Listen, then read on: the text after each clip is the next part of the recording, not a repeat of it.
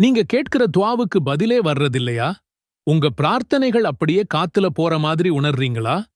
வருஷக்கணக்கா தீராத தேவைகள், கஷ்டங்கள் இதையெல்லாம் நினைச்சு மனசு சோர்ந்து போயிருக்கீங்களா? இனி கவலைப்படாதீங்க.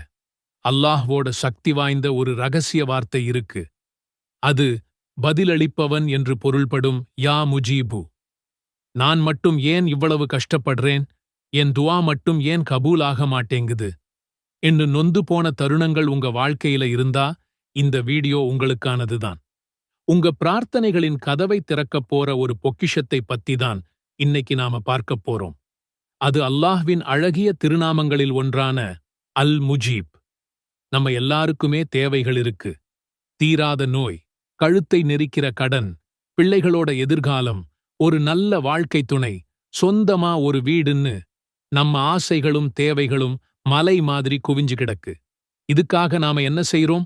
ஒவ்வொரு தொழுகைக்குப் பிறகும் ராத்திரியோட தனிமையிலும் கையேந்தி அல்லாஹ் கிட்ட கேட்கிறோம். யா அல்லாஹ், என் கஷ்டத்தை தீர்த்து வை, என் தேவையை நிறைவேற்று, என் நோயை குணப்படுத்துன்னு கண்ணீரோட மன்றாடுறோம்.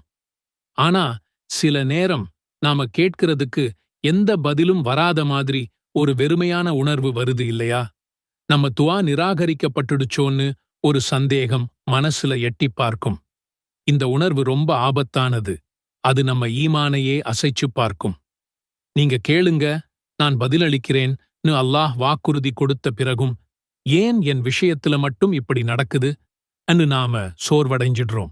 இதுதான் ஷைத்தானுடைய மிகப்பெரிய சிக்கல்.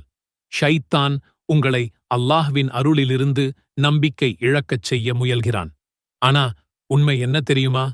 அல்லாஹ் தன் அடியானோட பிரார்த்தனையை ஒருபோதும் வீணாக்கிறதே இல்லை.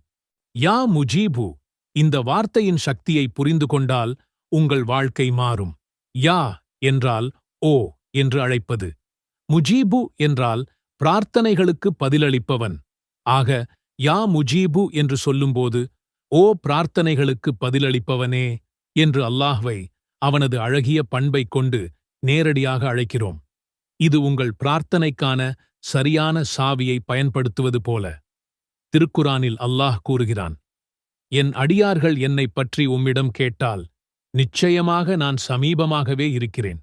பிரார்த்தனை செய்பவரின் பிரார்த்தனைக்கு அவர் என்னை பிரார்த்திக்கும் போது நான் பதிலளிக்கிறேன் என்று சொல்லுங்கள். மேலும் அல்லாஹ்வுக்கு அழகிய திருநாமங்கள் இருக்கின்றன. அவற்றைக் கொண்டே அவனை பிரார்த்தியுங்கள் என்றும் அல்லாஹ் கட்டளையிடுகிறான்.